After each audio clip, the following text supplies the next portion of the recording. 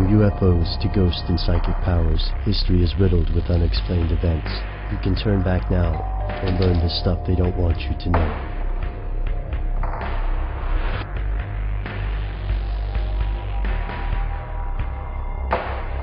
Here are the facts.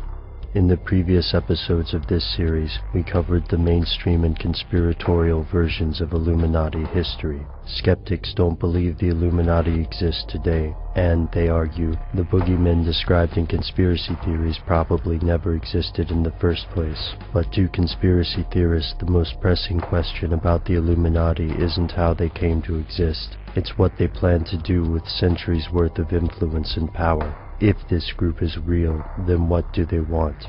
Here's where it gets crazy.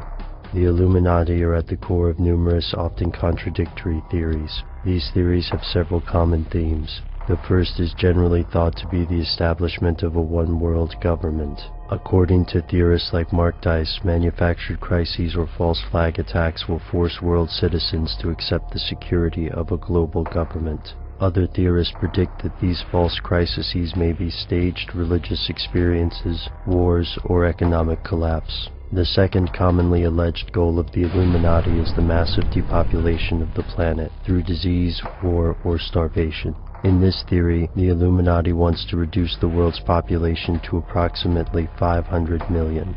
The theorists who believe this goal quote Prince Philip's controversial remarks about population growth, along with the Georgia Guidestones, which set out a strange list of commands for the future. The third and most obscure perceived goal of the Illuminati is the achievement of something called the Great Work. The Great Work is typically associated with Freemasonry. This work is alternately described as a magic spell, a ritual, or spiritual transcendence. However, the specifics of the Great Work are thought to be closely guarded secrets. Theorists also claim that the modern Illuminati operate under different names in groups such as the Council on Foreign Relations, the Bilderberg Group, or the Trilateral Commission.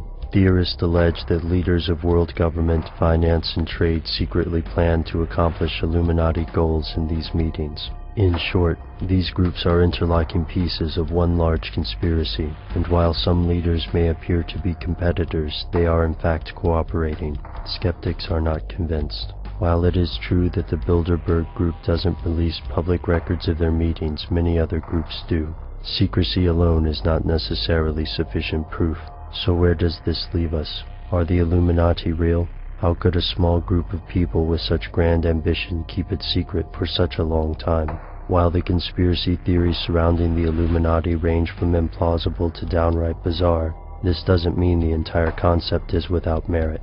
As the world experiences dramatic rises in income inequality, wealth and influence are increasingly found in the hands of fewer and fewer people, and globalization has made the world a much smaller place. While a global government may have been impossible for most of human history, it has now become a possibility, if not a probability, of the future. The idea of a shadowy elite beyond the rule of law running the world for its own pleasure may be fiction now. But for how long?